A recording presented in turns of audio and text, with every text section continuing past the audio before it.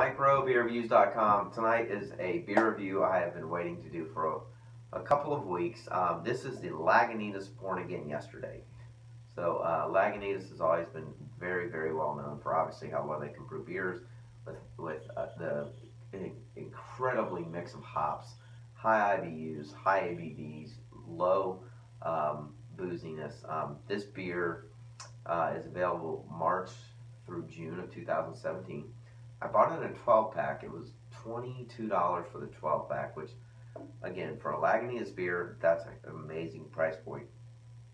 The other part about this beer that I think is really interesting is there's this new trend with these unfiltered IPAs.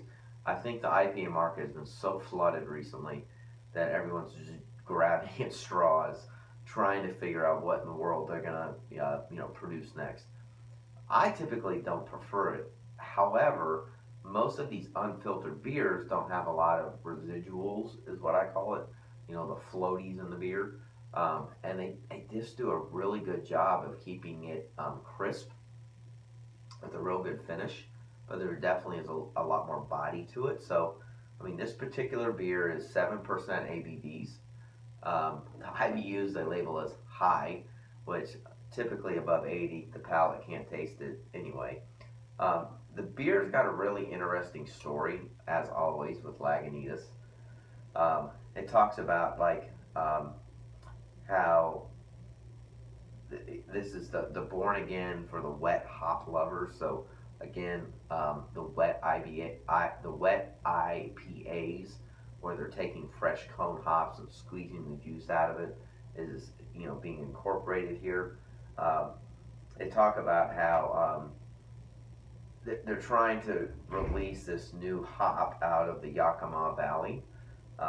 First born again for Born Again Yesterday, which is obviously this beer, but they're using it in different versions of a beer like this. And so Lagunitas does a lot of stuff where they're constantly on their website trying to give you these kind of quirky explanations of what they do. And I think it's fun because it's one of those things where this is, as it says here, Born Again started last fall, reborn into this next new scary step. The Born Again Yesterday Pale Ale, 6 months later, is the beer that's in your hands now. So my point is, they go to a lot of great lengths to bring you something that's different, unique, and trying to separate themselves, not only in the craft brewing market, but in the IPA market. So anyway, I know that was a long dissertation, but there are always limited releases. A lot of them, they'll come out and people will just rave over them, and they should, and they want to have more of them.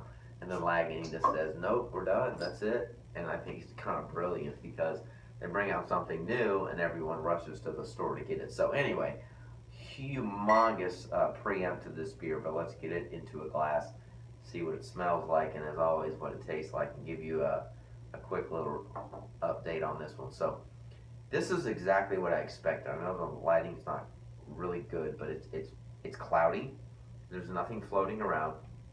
It's got a yellow tint to it, and the head is perfectly white and not too big. The carbonation is minimal, but right on point, I think, for a beer like this. Here's the fun part. So this is, again, why I think Lagunitas is and will continue to be one of the best breweries in the country. It smells phenomenal. It smells like fresh hops. It smells like lemons and grapefruit. It smells like a very fresh hop and citrus squeezed product. This is why they're so good at what they do. It smells phenomenal. But it's also something where you can differentiate between the citrus and the hops, and they're both extremely pronounced and very well done. So cheers, let's get into the glass.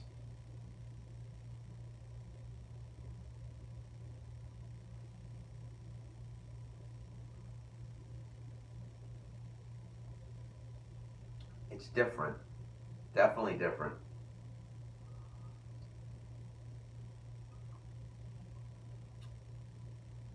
it's exactly what they say it is, which is typically what you get out of Lagunitas.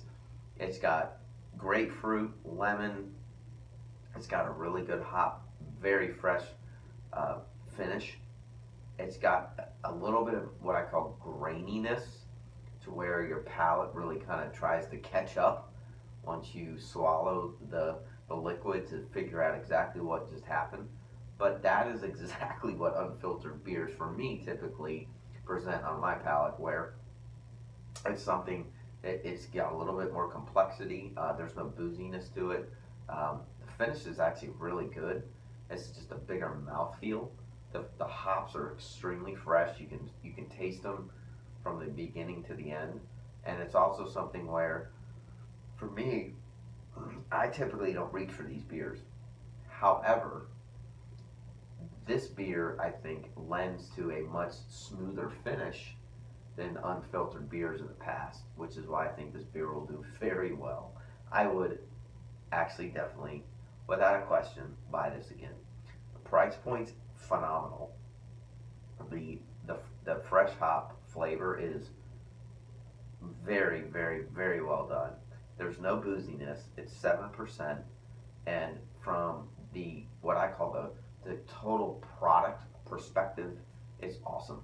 Um, Again, we rate our beers between 1 and 5. I would give this at least a 4.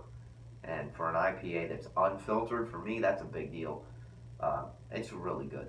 Um, Please, as always, let us know if you tried this beer. Leave comments on our YouTube channel or our website. We upload all the time. We appreciate you watching.